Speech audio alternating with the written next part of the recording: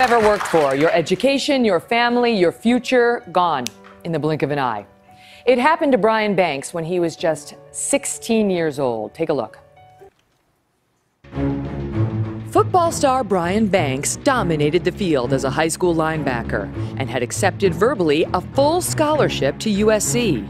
But then the unthinkable happened when he was accused and convicted of raping a classmate. I was a 16-year-old boy taken away from my mom, my freedom, my football team, my family.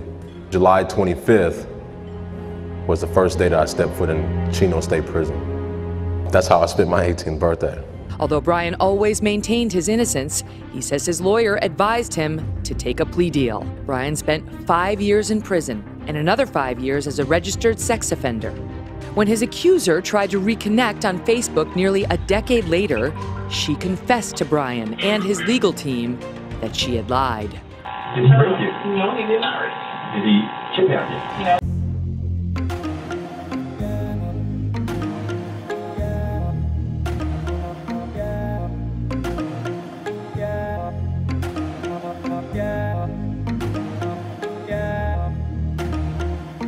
President Trump in Tennessee overnight, standing by Judge Brett Kavanaugh and blasting Democrats. Let's see how it all works out, but I'll tell you what, they're trying to destroy a very fine person, and we can't let it happen.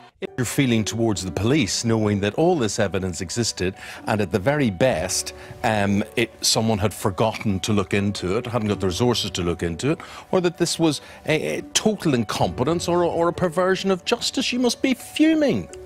I mean, naturally, internally, anger and frustration are probably the prominent feelings, but I sort of made it clear when I've been speaking, and even from the off, before I've been speaking out loud.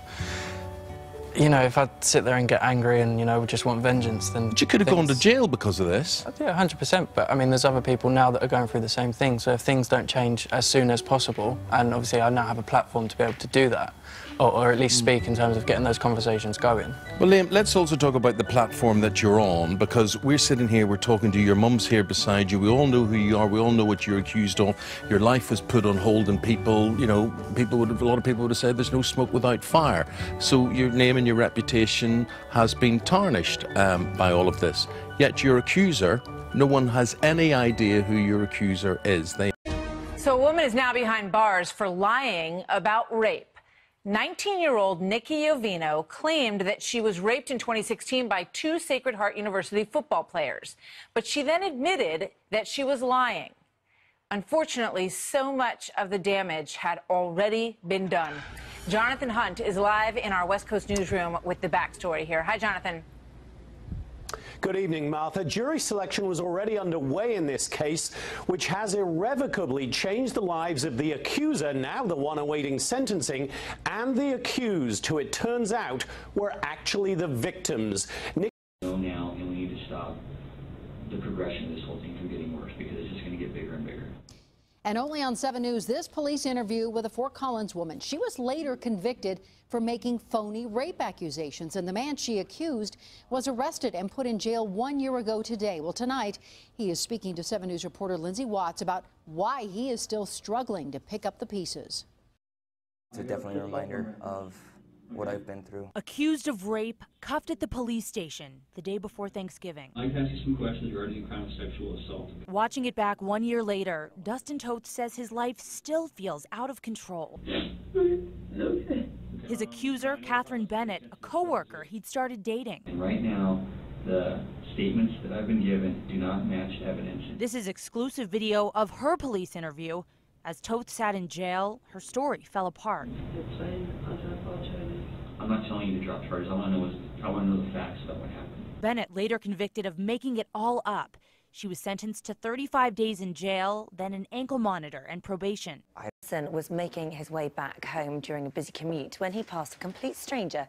In that split second, his life changed forever after she falsely accused him of sexual assault. Well, on Friday, Mark was found not guilty, and he joins us now alongside Erin Pitsey, who has been his avid campaigner. The day that this took place was December the 3rd, 2014, 6:40, your regular commute. The amount of times you walked through Waterloo Station at that time, hundreds of times.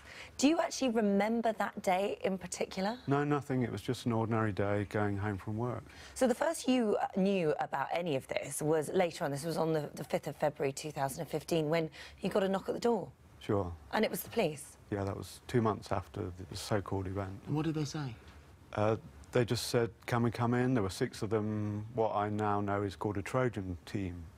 And they go around London picking people up who are wanted by the police, the transport police.